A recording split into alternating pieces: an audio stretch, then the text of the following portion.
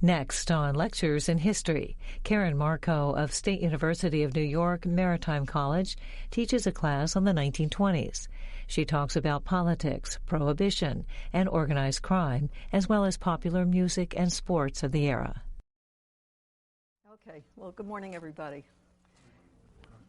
Today we're going to discuss the Jazz Age. At least I'm going to discuss it, and your part of the discussion will be at the end. So please write down any thoughts you have, questions, responses. That would be good.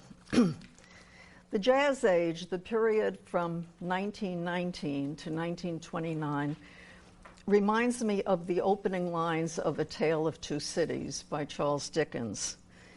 It was the best of times, it was the worst of times. Well, it wasn't exactly the best of times, but for many people, it was certainly good times. It was a great age of literature, the golden age of sports, music, jazz, the 19th Amendment to the Constitution, which allowed women to vote in national elections for the first time. Radio was becoming popular. It was the early days of Hollywood, and certainly the age of the automobile, the Model T. And automobiles were for almost every budget. Those are the good times, which we will discuss. And it wasn't exactly the worst of times, although there were some very bad times. And the failures of that decade led to the worldwide depression in the 1930s and helped the rise of fascism in Europe. So let's begin with talking about the politics of the era. It was a Republican decade. Three Republican presidents, Harding, Coolidge, and Hoover. And the Republicans controlled the presidency from 1921 until 1933, and Congress from 1918, or from the 1918 election until 1930. Domestically, it was an era of laissez-faire, In other words, give business a free hand. Now, that might be surprising to you because we had discussed the Progressive era when there were a great many, there was the Federal Trade Commission, there were other commissions to control business. But in the 1920s, those commissions were manned by people from the industry, so they weren't doing much controlling. Internationally, we cut our commitments abroad, beginning with the failure of the Senate to ratify the League of Nations, Wilson's League of Nations. And these two policies taken together, laissez-faire and our reluctance to take our place in the world, although we had emerged from World War I as the most powerful nation, would prove disastrous to the United States and to the world in the 1930s. So let me just say a few words about each of the presidencies, beginning with Warren Harding. I think the best thing you can say about Warren Harding, he looked presidential. That was pretty much it. He looked presidential. It was the most corrupt administration that we had until that time, and maybe in all of our history. He escaped a lot of the opprobrium because he died in office, but before that, the Teapot Dome, the most scandalous of all the scandals, was revealed when it turned out that the Interior Secretary, Albert Fall, had accepted bribes from private oil companies to lease public lands, public naval oil reserves. When Harding came from Ohio, he brought his pals with him, the Ohio gang, and they had a very good time. They drank a lot, even though it was during Prohibition. There were wine, women, and song. They really enjoyed national politics. Anyway, then he died rather suddenly, and the person who took his place, his vice president, Calvin Coolidge, was probably as different from Harding as two humans can be. Harding, what can you say? He didn't do much. He didn't even talk. I mean, he knew how to talk, but he didn't talk. He was the taciturn New Englander. He came from Vermont, but he had made his name by being governor of Massachusetts when there was a police strike, and he took a very hard line against the police, and that made him known nationally. As president, he worked very little. He brought his rocking chair with him, and he would put it out on the porch facing Pennsylvania Avenue, and he would rock away. This is the person that said the business of America was business, and he did not interfere much with business. Meanwhile, the stock market kept going up and up and up, and not for very good reasons or for any reasons.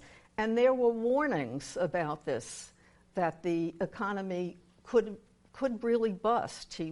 There were warnings from the Federal Reserve Board and others in his government, but he simply did nothing about it. And there are lots of funny stories about Silent Cal, as he was called.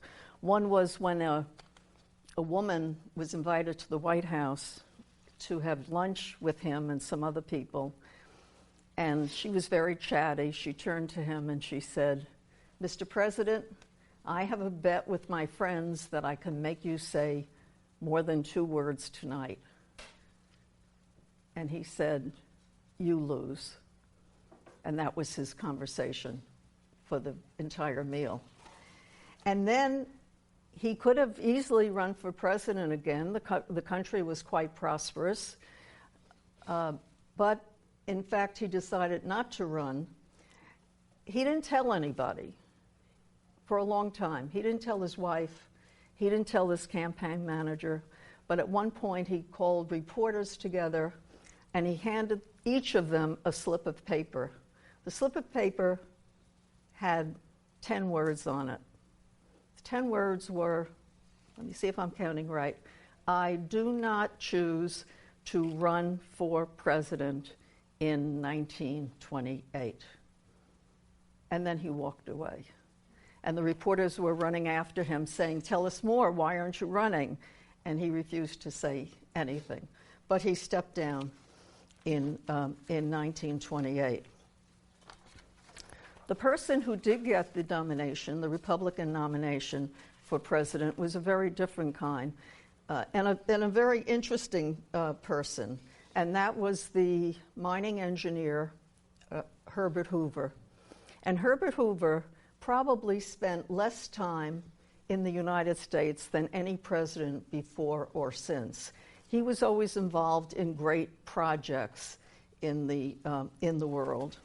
And he was orphaned at the age of 9, but was sent from Iowa, but he was sent to live with an uncle in California.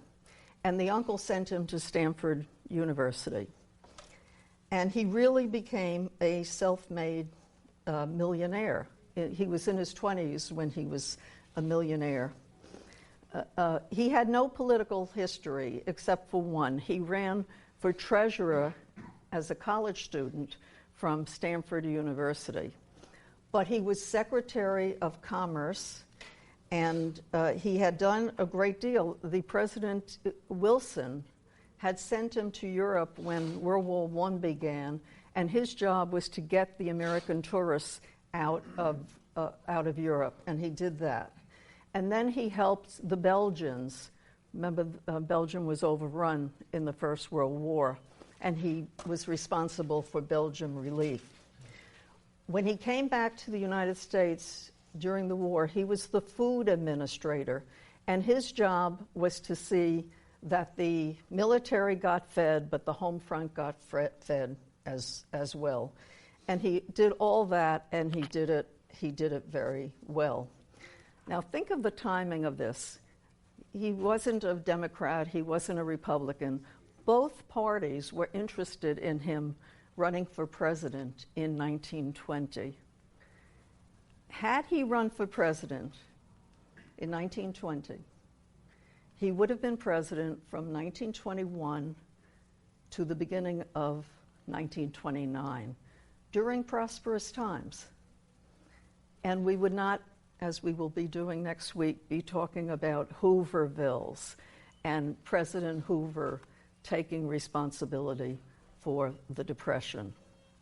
But in fact, that did not happen.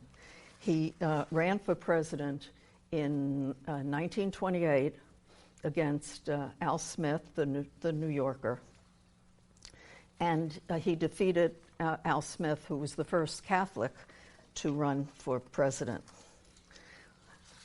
During the terms of these three presidents, the country was disillusioned by the war. Remember, this was the war to save democracy. This was the war to end all wars. And many people vented their frustration and their anger on antisocial acts and legislation. It was a time when traditional values were shattered, but new standards had not yet emerged. A case in point, for example, was the Scopes trial, John Scopes, when he faced William Jennings Bryan, and the issue was Scopes teaching evolution in a Tennessee public school. It was actually against the law, and William Jennings Bryan defended a literal interpretation of the Bible against evolution. And William Jennings Bryan won that, and John Scopes had in fact violated the law by teaching evolution. The decade began with the Red Scare of 1919-1920, and it was a response to a series of strikes in the United States. The best-known one was the one that crippled Seattle for 5 days. There was a strike there.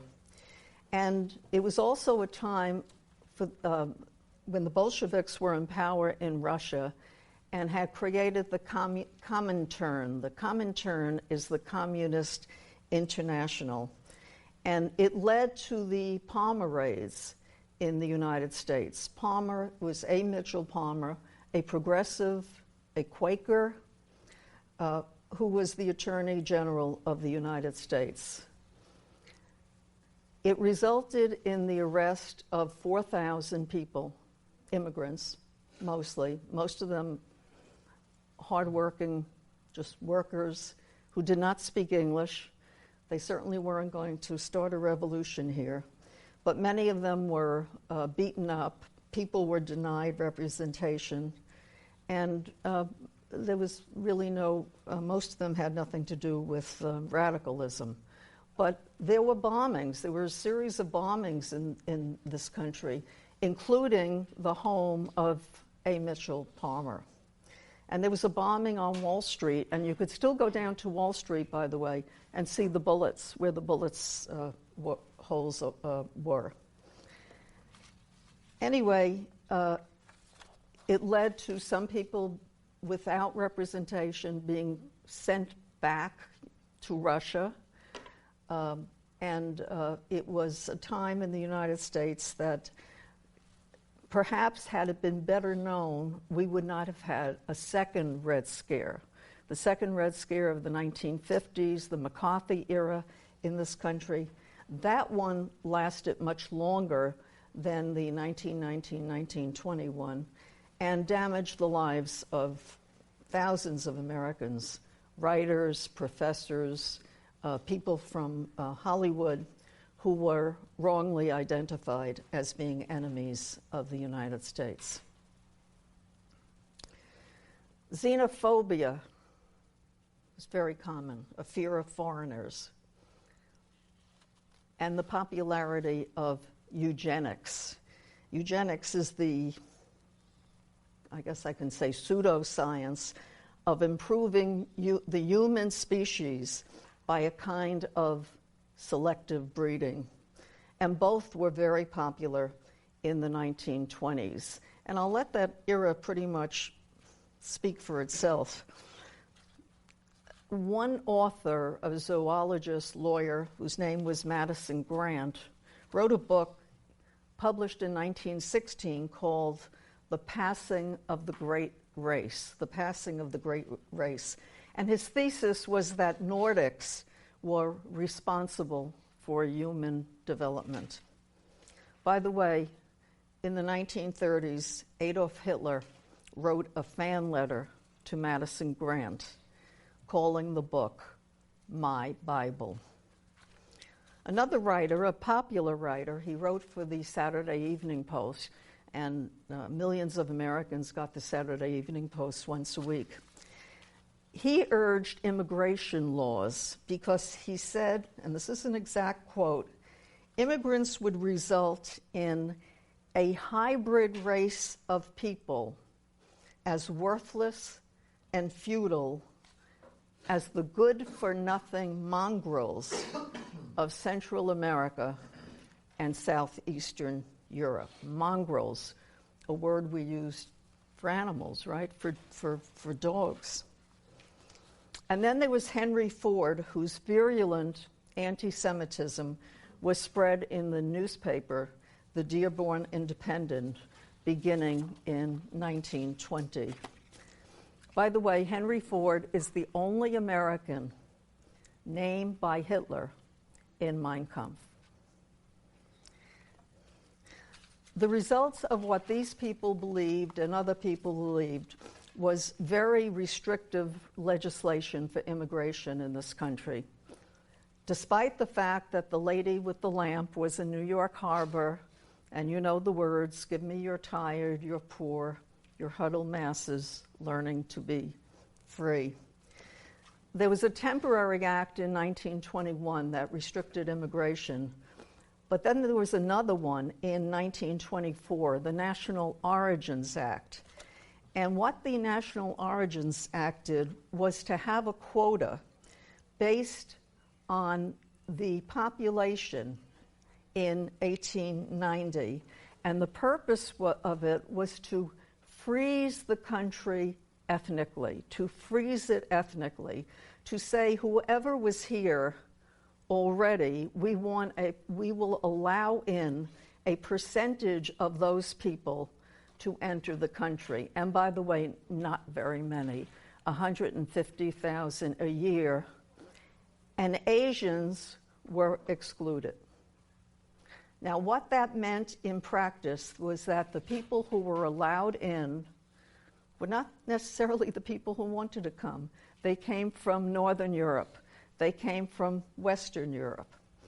The people who wanted to come were mostly Catholics, Jews from Eastern Europe and Southern Europe, from Italy, from Greece, from Poland, from Russia. But there were very severe restrictions on those people because there weren't a great many of them counted in the 1890 election. This attitude towards immigrants led to many injustices, and the best known one was the execution of 2 Italian anarchists in 1927 for a crime they did not commit. And these are the cases of Sacco and Vanzetti. When I say they were anarchists, these were kind of mild anarchists. They weren't bomb-throwing anarchists. And it really divided the country. Do you execute these men or not? And by the way, they did not commit the crime that they were convicted of having done, and it was the murders in South Braintree, Massachusetts, of 2 people. The novelist John Dos Passos wrote a poem in which he talked about the division of the country for on the Sacco and Vanzetti and the attempts to execute them, and they were executed. And the night that they were facing execution, all over the world, people at American embassies were protesting the killings by the government of these 2 people. John Dos Passos wrote a poem to mark the event. He said, "They have clubbed us off the streets. They are stronger. They are rich. They hire and fire the politicians, the newspaper editors, the old judges, the small men with reputations, the college presidents, the ward healers. Listen, businessmen, college presidents, judges, America will not forget her betrayers. All right, you have won. You will kill the brave men, our friends, tonight. All right, we are 2 nations." Madison Grant was also responsible or active in the movement to prevent intermarriage between whites and African Americans, which leads us to another subject, and that is the second Ku Klux Klan. You remember the first Ku Klux Klan was right after the Civil War? Well, this was the second one, and in some ways it was the same, and in some ways it was very different from the first one. It actually was a rather small,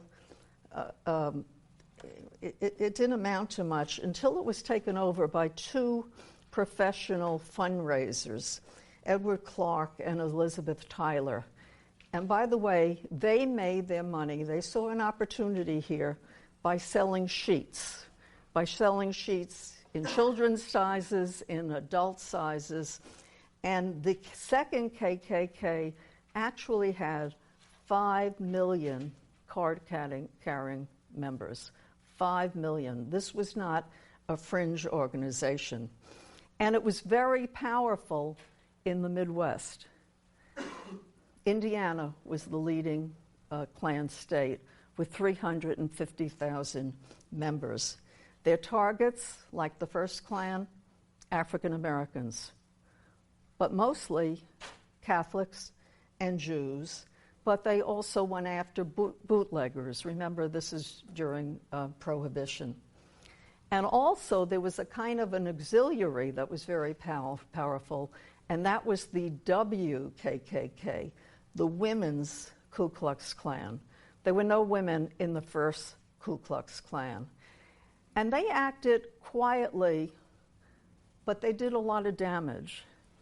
They would talk as they were hanging up their clothes behind their homes, and they would talk about the Italian butcher, saying he was Roman Catholic, or the Jewish shoemaker.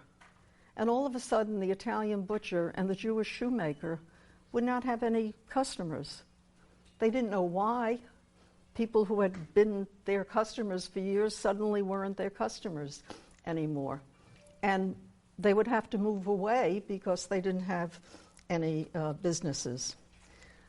It was mostly important in small towns, and the small town Americans, many of them, believed they were losing out to urban Americans.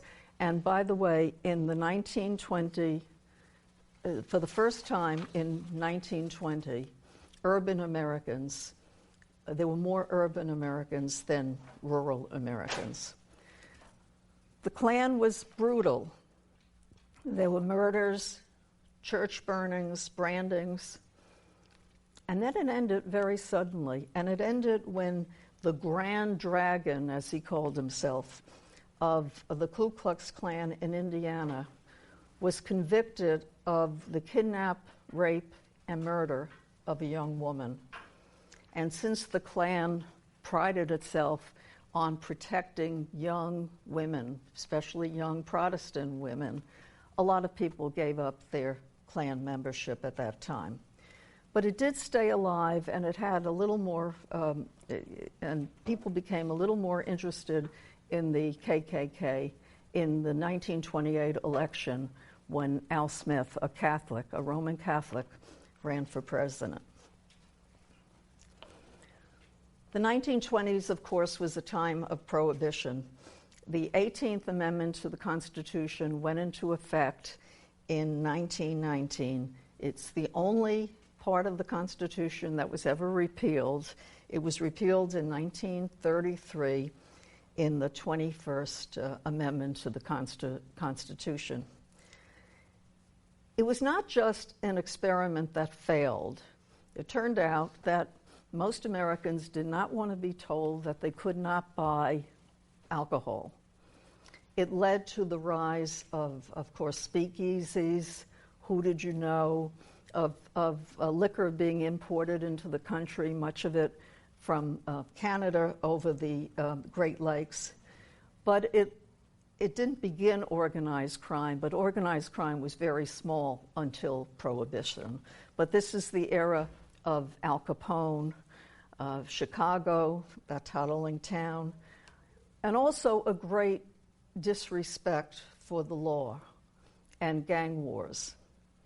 And then when Prohibition ended, it did not end organized crime. By then, they moved into other fields, prostitution, protection, and so forth. And it took well into the 1960s, actually when Bobby Kennedy was Attorney General, for much of that, not all of that, but for much of that to end. Well, enough about the bad times. Let's say something about the good times. Okay.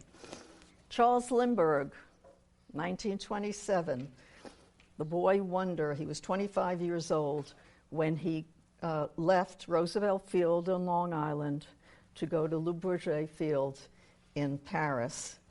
25 years old, and he flew solo. He was probably the best known person in the world in the mid-1920s. But he lost his luster because he accepted a medal from Hermann Göring in Nazi Germany. He was very taken with the German Air Force, and he was trying to make the point that we were not as well prepared as Germany, which was the case. It was a great age of literature. I know some of you read The Great Gatsby. The Great Gatsby, more than any other book, is the novel of the decade. F. Scott Fitzgerald.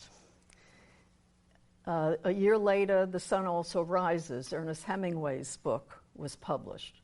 So it was a golden era for American literature, and it was also the age of the Harlem Renaissance. Most writers, musicians, artists who we know and today from the Harlem Renaissance were not from New York, but Harlem became the center of this Renaissance, and the center of the center was the home of the daughter of Madam C.J. Walker. I wonder if you remember Madam C.J. Walker. She was the only woman, millionaire, not to inherit her wealth in an earlier era, not so much earlier. And she had a daughter, Alelia. And Alelia's brownstone on 136th Street in Harlem was the center of the center. When she died in 1931, the writer Langston Hughes said, "The Harlem Renaissance is over." I have a painting up there by Romare Bearden. He's my favorite artist of the Harlem Renaissance. You could take a closer look when you leave. And of course, it was the age of jazz. Cab Calloway, U.B. Blake, Louis Armstrong, Duke Ellington, and so many others. It was a very rich period. And there was a sexual revolution in the 1920s. I think sometimes students think that's the 1960s. Yeah, that was another one, the 1920s. There were actually new words in the lexicon. Sexy, the word sexy dates from the 1920s. The expression sex appeal dates from the 1920s. And why the 1920s? Well, part of it was the liberation of women, a lot of women going to college for the first time in the United States, women gaining the right to vote, the age of jazz, the age of Hollywood. Sigmund Freud. It wasn't so much that people read Sigmund Freud, but they had a sense of what Sigmund Freud was talking about when he talked about sex. And he came to the United States.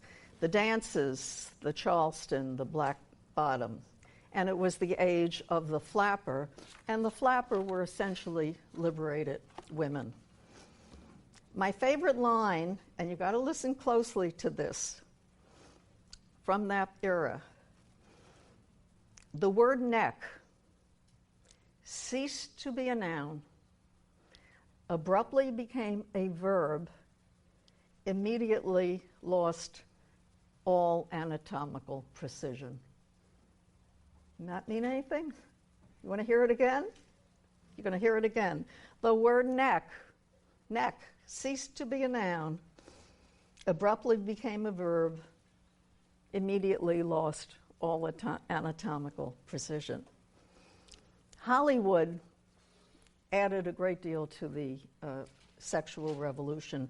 There were films like Up in Mabel's Room, and my guess is compared to films we have today, they probably will were very, very mild. Theda Bara was the vamp in the 1920s. Clara Bow was the it girl. Clara Bow started in silent movies and then moved to talkies in 1927, and everybody pretty much knew what it was. And it was the golden age of sports, and baseball dominated sports. It was the age of Babe Ruth. Babe Ruth was a bigger-than-life personality, and very self-promoting, by the way. Started as a very poor boy in Baltimore. Stories are well known how he was a great pitcher for the Boston Red Sox, who made the mistake, if you're a Red Sox fan, of selling him to the New York Yankees. And then when Yankee Stadium was created in 1923, it became the house that Ruth built. At the end of the era, Babe Ruth was making more money than President Hoover. And when writers stopped him and said, "Do you think this is right, that you should be making more money than the President of the United States?" he said, "I had a better year than the President of the United States." And it was, by the way, baseball almost didn't make it, and that was because of the Black Sox scandal in 1919 when the Chicago White Sox threw the series to the Cincinnati Reds. But people didn't know it at the time. They actually didn't know it till a couple of years later, that how dishonest it had been. 8 players had been involved. Probably the best known was Shoeless Joe Jackson. And when he was going into court, he was stopped by a little boy who said, "Say it ain't so, Joe." And Joe Jackson said, "Yes, son, I'm afraid it is so." And that could have done in baseball. All this came to light in 1921. But baseball hired Judge Kennesaw Mountain Landis. And Kennesaw Mountain Landis took a very hard line. He fired the 8 White Sox players that were involved in throwing the games. He even fired a player who did not throw the games but knew about it. And he was angry at him because he should have reported this probably to the FBI. And in addition to baseball, college football attracted thousands and tens of thousands of people. The Red Grange of the Galloping Ghost of the University of Illinois, and Newt Rockne, Coach Newt Rockne, who is best known for its Notre Dame's backfield, the Four Horsemen, and Win It for the Gipper, Win It for the Gipper. That was made popular to a later age in a film by Ronald Reagan. It was pretty much a myth. It wasn't a myth that somebody had died many years earlier, George Gipp, but not when Newt Rockne was telling his players about it. Win it for the Gipper. And then they were, for mostly wealthier people, there were other sports. Golf, Bobby Jones, tennis, Bill Tilden, Helen Willis Moody, Little Miss Poker Face. So they became popular in the 1920s. And Gertrude Ederle from Queens, the daughter of a butcher, in 1926 swam the English Channel, the first woman to do so. Anyway, we could go on and on about sports. You know, I'm a great baseball fan, but I just want to tell you that. Now let me just go back to the best of times, the worst of times. It wasn't either the best of times, but it was pretty good, and it wasn't even the worst of times. For some, it was an idealistic time. Do I have the Kellogg-Briand Pact? Yeah.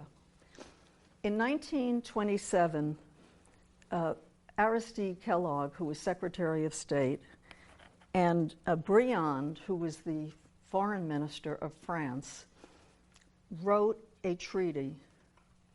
And the treaty was to abolish war. That was only a few years after the end of the Great War. Remember, no one was calling it the First World War because nobody thought the world would be foolish enough to have a Second World War. By the end of the year, almost every country in the world had signed on to the Kellogg-Briand Treaty. And what the Kellogg-Briand Treaty said is we will outlaw war. We will have differences, yes. There may be border differences or other differences, but we will outlaw war. We will not solve our problems by war. Well, you know it didn't work. And I think mostly it's not even taught. I happen to have a professor who thought it was important. And he thought it was important because he said if you put yourself back to 1927, most people believed it. Most people believed that if a nation put its signature to this piece of paper, they would not go to war. And as a result of that, people went blissfully along as the world essentially was falling apart. So I at least want to mention that. Okay, now people know the lines, it was the best of times, it was the worst of times. What they often don't know is what follows. And what follows is the question I'm going to ask you about. It was the age of wisdom, it was the age of foolishness. So talking about, now of course Dickens was talking about the time before the French Revolution. He wasn't here. He had been here, but he wasn't talking about the United States. So I'd like to know what you think. Wisdom, foolishness, what wins out in the 1920s? Say your name, by the way. My name is Greg. Go ahead, Greg. So just referring back to your statement, wisdom and foolishness, I guess we were foolish as a country in an economic sense because the buildup of the Great Depression was a result of all the credit that was being given out to people to buy these stocks. So we were foolish in that sense because obviously that resulted in the Great Depression and the stock market crash. So I'd say that was a foolishness. Okay, people were buying stocks on margin. The prices were going up and up and up, right?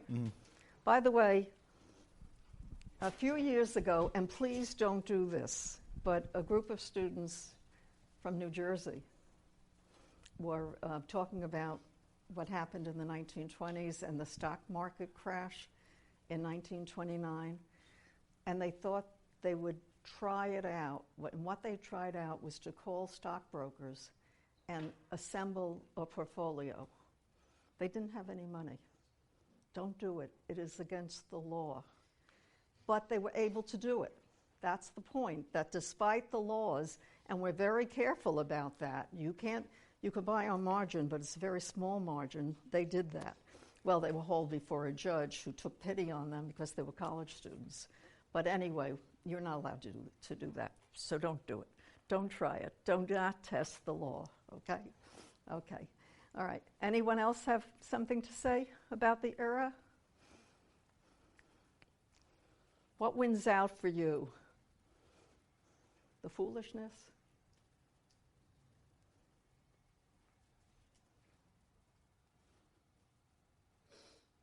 Think it was mostly foolish? Would you have liked to have lived during the 1920s? No. Kind of? When it was positive.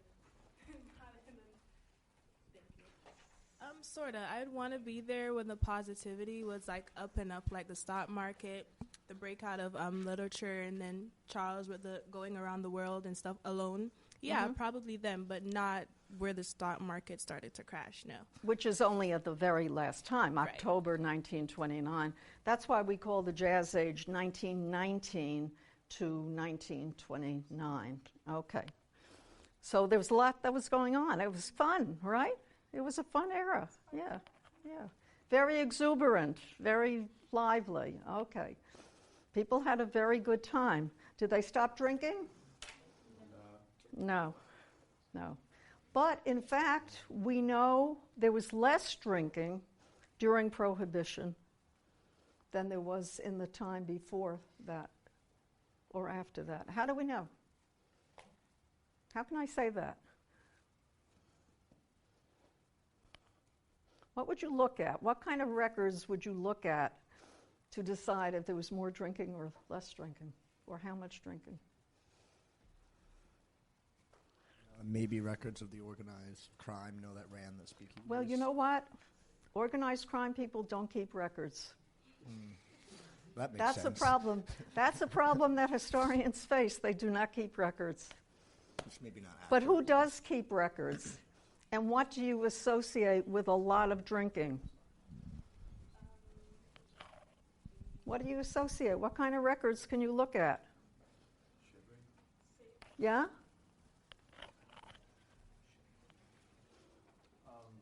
Maybe dance halls and stuff. I don't know. Dance halls? Right? Like, I associate dancing. Dancing And and bars were connected to Right. the dance halls. You Yeah. read about dance halls, yeah. I don't know how good their records are either. Maybe. Okay, we have another thought here. You should say your name too.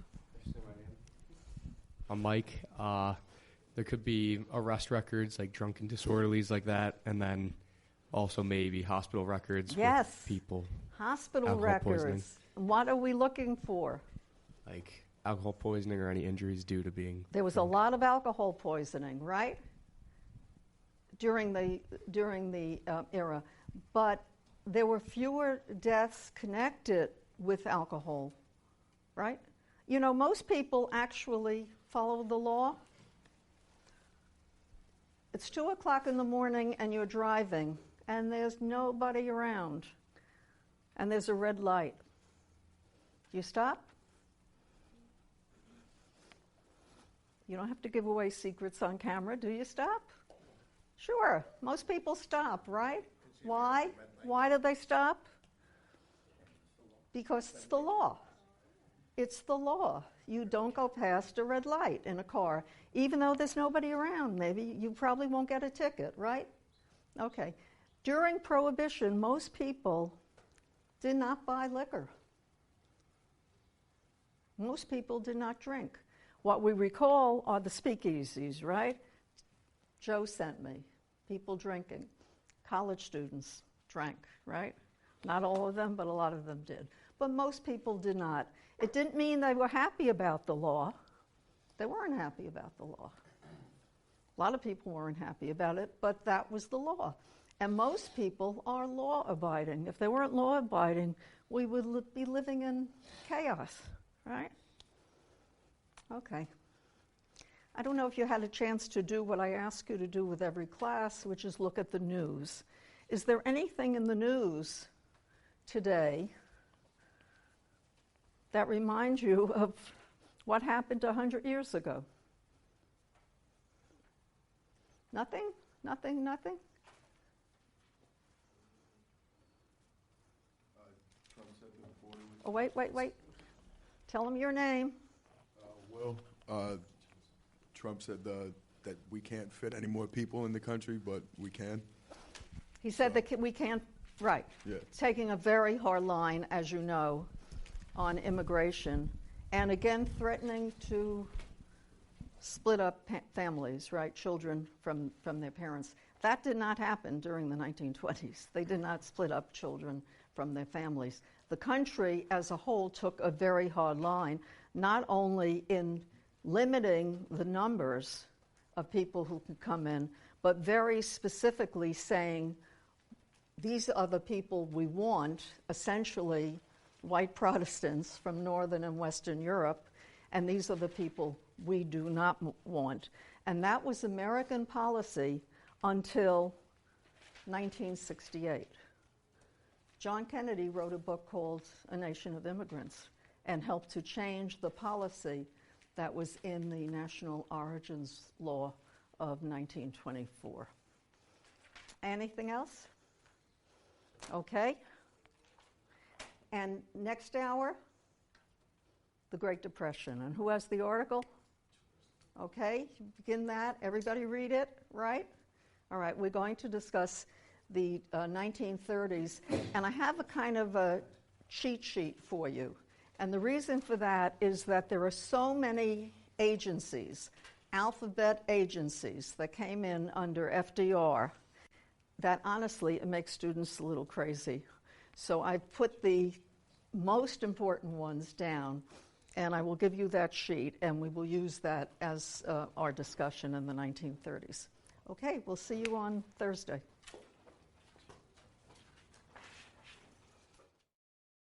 You can watch Lectures in History every weekend on American History TV. We take you inside college classrooms to learn about topics ranging from the American Revolution to 9/11.